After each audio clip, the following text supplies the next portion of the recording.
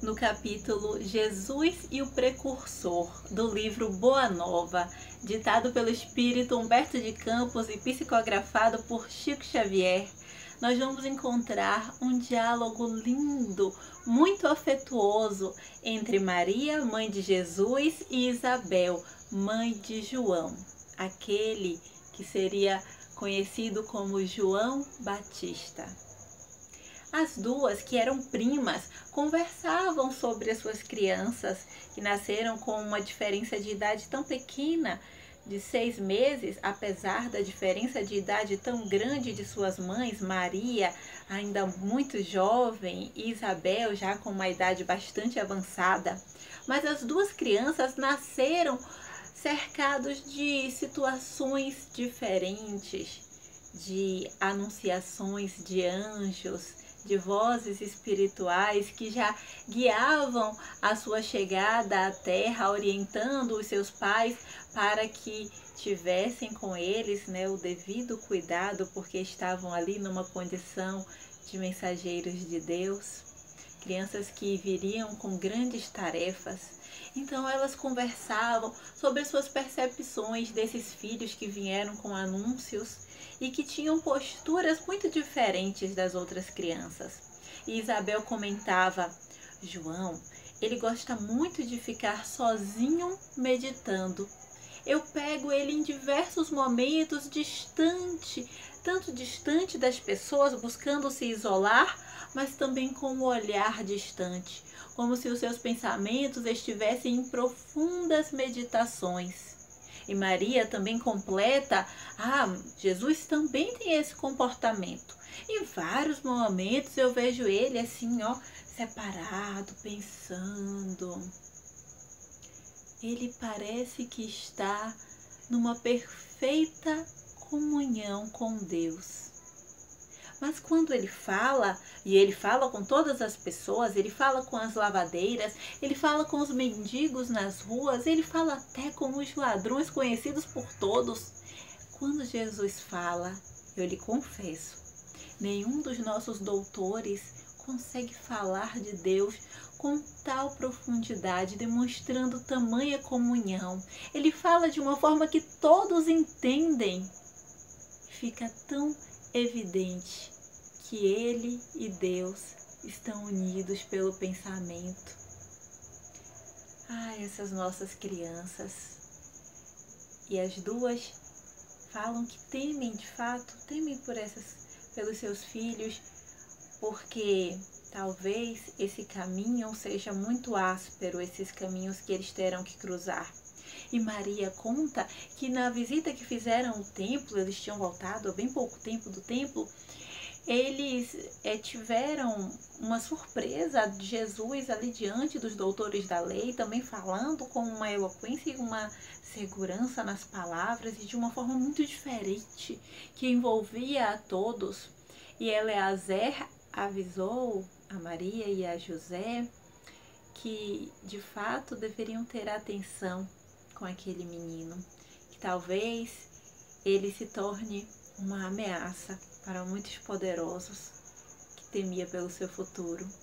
E rapidamente os pais, se preocupando com a educação do filho, se preocupando também com essa proteção para os caminhos que ele virá a trilhar, pede que encaminhe o seu filho para uma escola, para uma instituição de ensino junto com os doutores da lei, para que ele conseguisse de fato aprender tudo que ele precisava aprender na vida. E recebe esse aceite do Eleazer, que vai conduzir Jesus da forma melhor possível. Quando eles voltam para Nazaré, Maria conversa com esse assunto com José sobre a necessidade de uma escola para Jesus. Logo no outro dia, Jesus vem falar com ela. Era como se ela sentisse assim, como se ele estivesse lendo os seus pensamentos, conhecesse o que estava na sua mente. E ele diz para ela a seguinte frase: acaso não tenho testemunhado a minha comunhão com o Pai que está no céu? E Maria fica surpresa. Não, meu filho, não é que você não demonstre que não está em comunhão com Deus, ele ainda acentua: mãe, toda preparação útil e generosa no mundo é preciosa. Entretanto, eu já estou com Deus. Meu Pai, porém, deseja de nós toda a exemplificação que seja boa, e eu escolherei, desse modo, a escola melhor. Quando Jesus fala que essa preparação, que toda preparação útil é importante, a gente não lembra da lei de trabalho, quando os espíritos respondem para Kardec dizendo que toda ocupação útil é trabalho? Então, que a gente consiga perceber também que aquela tarefa que a gente está realizando, que o compromisso que a gente assumiu, talvez assim, bem oculto aos olhos da sociedade, é algo que é importante, que é valoroso. E aí, Humberto de Campos vai contar que logo depois dessa conversa, no mesmo dia, Jesus se dirige a José humildemente e pede para trabalhar com ele na carpintaria. E assim, desde então, como se nos quisesse ensinar que a melhor escola para Deus é a do lar e do esforço próprio. Ele vai trabalhar com José, cortando as madeiras, modelando. Com certeza uma grande lição para a gente, nesse processo que Jesus sabia que era necessário que ele estivesse ali, enquanto se preparava, enquanto o mundo também se preparava para as palavras que ele iria falar a todos mais à frente, quando ele saísse ali do seu pequeno recanto de Nazaré. O lar e o esforço próprio, que a gente consiga pensar sobre isso nesses dias. A importância do lar, da família, do reduto de pessoas do nosso círculo mais íntimo, que às vezes nós desdenhamos, que às vezes não damos tanta importância, que às vezes deixamos que os nossos desentendimentos criem mais afastamento do que a aproximação que a gente deveria de fato ter. E o esforço próprio. E a gente possa pensar o quanto que eu estou me dedicando às causas que eu preciso realizar. E as duas continuam conversando e o dia vai findando. José volta para casa para se recolher depois do dia de trabalho, depois das atividades diárias. E cadê os meninos? Cadê as duas crianças, João e Jesus? E elas vão procurar. Humberto de Campos fala pra gente que Nazaré, ela fica assim numa estrutura que você precisa subir uma colina e lá em cima tem um declive. Então assim, a cidade é baixa, mas na verdade eles estão lá no alto. E quando as duas mães vão encontrar os dois, eles estão ali, ó, naquele pico, olhando o horizonte. Estavam mais elevados do que todo mundo na cidade, mas de lá vindo um horizonte enorme. E era como se Jesus apontasse algumas direções para João. Humberto de Campos diz pra gente que era como se você visse um general explicando, dando ordens a um soldado de sua confiança, tendo certeza que ele vai realizar a missão. E Jesus apontava e eles tinham ali o vento cruzando, balançando os cabelos e as mães olhando de longe. O que será que eles conversavam? E Humberto de Campos nos diz que é como se naquele momento, pela primeira vez, a gente tivesse o encontro do amor e da verdade. Era uma conversa entre o amor e a verdade, traçando os direcionamentos para o futuro. Eles voltam para casa, vão dormir. No outro dia, quando Isabel vai embora junto com João, ela vira para Jesus e fala: você não quer vir conosco? E Jesus diz: é preciso que João vá primeiro. Com palavras também proféticas que vão de fato se concretizar no futuro desses dois que já tinham plenas convicções das suas tarefas, numa família também que veio preparada para recebê-los e ajudá-los na execução de suas tarefas aqui na Terra, tarefas que são para a humanidade inteira, tarefas de revolução através da profundidade dos nossos valores, mexendo no íntimo das pessoas. E segue Isabel e João. Humberto de Campos fala pra gente que o João, pela sua característica, pela sua personalidade, pelo compromisso assumido, ele é aquele que vem com aquela voz que vai à frente clamando a verdade. E a verdade, quando ela se apresenta, geralmente ela fere, dói. E assim o João ia clamando o perdão dos pecados, a renovação, o batismo nas águas, que nada mais é o mesmo que hoje nós precisamos fazer, essa renovação, arrepender, modificar, rever as nossas posturas e tomar outros rumos. Não é isso que hoje a gente precisa fazer, não é isso que o Espiritismo nos diz? Mudança, melhora, renovação, renascer mesmo em uma encarnação, renascer várias vezes no nosso processo de transformação. Não é isso que nós vemos a psicologia também falando, de se elevar, de melhorar, de transformar hábitos? Não é isso que a gente espera da sociedade? Mudança, melhora, esse banhar-se nos rios, que no tempo de João Batista era uma simbologia. Mas se a gente não precisar dessa simbologia, fique tranquilo, não tem problema. O que importa é o que a gente vai fazer depois desse mergulho profundo. Mas acredito que o conhecimento, ele faz esse papel desse rio que a gente mergulha e volta e vê que precisa se transformar. O que é que eu preciso modificar dentro de mim? E falar a verdade, como João falou, é denunciar, como é uma das funções da verdade, né? Trazer à tona. E isso gerou ódios, inquietações. Os profetas tinham essa característica de dizer a verdade, e a gente sabe que a verdade nem sempre quer ser conhecida por todos. Nem todos querem a conhecer, na verdade.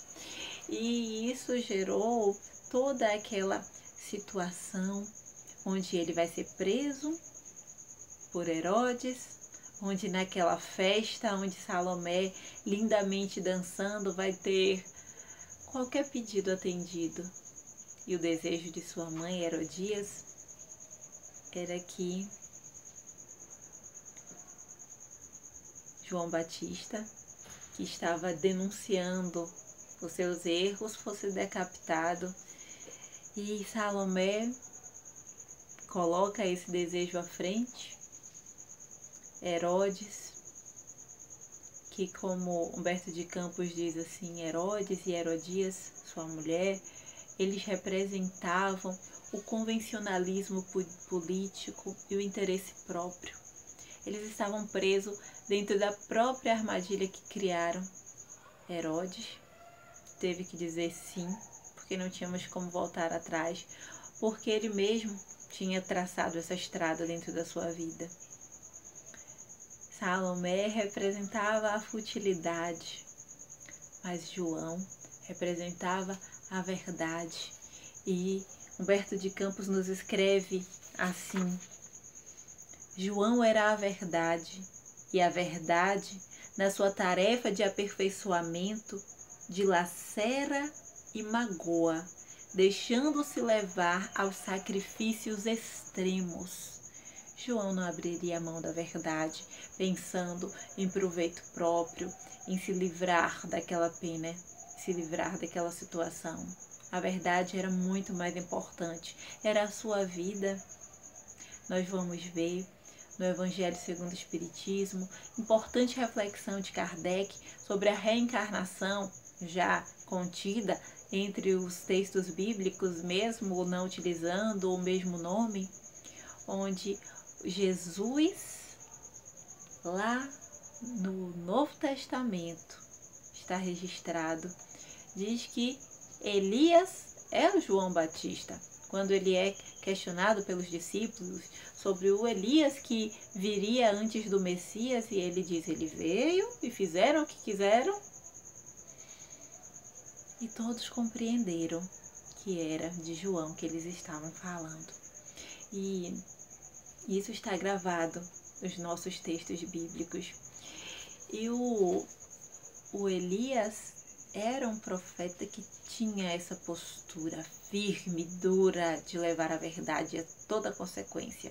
João também. Características que a gente percebe na individualidade do espírito, que mesmo vestindo mesmo estando numa vestimenta física, numa encarnação, num outro corpo, na outra encarnação, mesmo passando tanto tempo, demonstram características muito parecidas. E de fato, João estava ali preso, assumindo as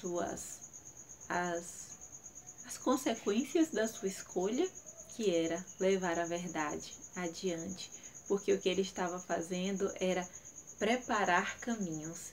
E ele não estava preocupado se ele ia sair arranhado, ferido naquela tarefa. Ele iria executar o compromisso. E ainda, Humberto de Campos nos diz assim, é ele, João, o símbolo rude da verdade que arranca mais fortes raízes do mundo. Arrancar raízes, gente. Lembra aí aquele momento que você precisou arrancar uma planta assim para sair a raiz. Não é fácil. Às vezes quebra o talo, quebra o caule na sua mão, você não consegue. Raízes bem fincadas é difícil. Mas ele precisava ir lá e arrancar aquelas raízes daninhas que só estavam prejudicando, que só mantinham o nosso atraso. Precisava pregar a verdade, precisava pregar essa renovação, porque Jesus já estava aqui, exprimindo a austera disciplina que antecede a espontaneidade do amor. Então ele precisava ter aquela postura muito firme, muito dura na defesa da verdade, porque depois teríamos Jesus que falava a verdade com o amor, daquela forma que nós tão bem conhecemos no Evangelho, daquela forma onde se acolhia os leprosos, os doentes, os idosos, as viúvas, todas as pessoas, onde Jesus ao falar era como se abraçasse o mundo inteiro. João é o primeiro sinal do cristão ativo em guerra com as próprias imperfeições do seu mundo interior. Em guerra com as próprias imperfeições do seu mundo interior. Mesmo pessoas que vieram com compromissos tão importantes de preparar os caminhos para Jesus, tinham as suas imperfeições e lutavam contra elas. Não há o que se envergonhar da nossa luta íntima. Na verdade, o que nós não podemos é fugir, tampar, colocar passar uma borracha como se elas não existissem. A gente precisa encará-las. E é uma guerra, não é fácil. Como bem diz Humberto de Campos, uma guerra contra as nossas próprias imperfeições. Hoje, quando a gente se depara com o Espiritismo, ele é tão revelador como esse João, precursor de Jesus, que vai lá e diz de verdade, você precisa se modificar. Hoje, agora, não dá para esperar para amanhã. Não dá para esperar porque sabemos que existem outras reencarnações. A gente precisa hoje fazer as mudanças necessárias e nós temos sede disso, nós temos sede dessa transformação. a fim de estabelecer em si mesmo o santuário de sua realização com Cristo. E esse Cristo que a gente vai encontrando, ele não está distante, a gente não vai encontrar ele nos templos. A gente prepara aquela manjedoura para ele nascer aqui dentro. A gente prepara a casa para fazer morada. Aqui a mensagem de Jesus precisa estar em nossas vidas. Foi por essa razão que dele, de João, disse Jesus: dos nascidos de mulher, João Batista é o maior de todos. Que a inspiração desse personagem possa nos fortalecer, possa ajudar nas nossas decisões, possa ajudar nessa luta íntima que a gente precisa travar com a gente para superar as nossas dificuldades, mas que a gente consiga de verdade enxergar os caminhos que a gente precisa seguir e ter força, essa força de espíritos que vieram com esse grau de compromisso e que realizaram suas tarefas e que foram lá e se mantiveram fiéis, sem pensar nas consequências, que é fazer o bem sempre, e sem pensar que a gente vai sofrer, que vai calejar, que vão nos pisar e que vão talvez nos degolar, como foi o que aconteceu com João Batista. Mas era o compromisso assumido e era aquele compromisso que precisava ser levado adiante, que a gente consiga encontrar, talvez precisando de profundas meditações como o João, de um mergulho íntimo, pensando em nós mesmos, encontrando a voz de Deus, de Jesus, que nos cerca, que nos envolve, para que a gente encontre o nosso caminho. Que Jesus, que é o nosso mestre, nos ilumine, nos acompanhe e nos proteja. Nós agradecemos muito a sua presença aqui no canal. Esperamos que esse vídeo tenha ajudado a você do mesmo jeito que tem me ajudado. Falar dessas mensagens, desses livros que são tão importantes para mim. A gente vai continuar mantendo esse trabalho de divulgação aqui no canal Amo Livro Espírita. Se você se identifica também e gosta de compartilhar essas leituras, se inscreve aqui no canal que a gente vai ter muito vídeo ainda para compartilhar. A gente vai estudar esse livro todo, estamos no capítulo 2 e outras obras também que nós estamos estudando. É só acompanhar aqui, dar uma olhada na nossa playlist. Se inscrevendo no canal é mais bacana se a gente ativar o sininho, porque aí a gente não fica de fora quando aparecer um vídeo novo e aí vai acompanhando tudo, tá bom? Se puder, dá um like e vai lá no Instagram e se inscreve no nosso perfil, segue o nosso perfil @AmoLivroEspírita, porque lá a gente faz as lives e aí nessa transmissão a gente pode conversar, a gente pode trocar umas ideias enquanto a gente está fazendo a transmissão ao vivo, tá bom? Muito obrigada, muita paz.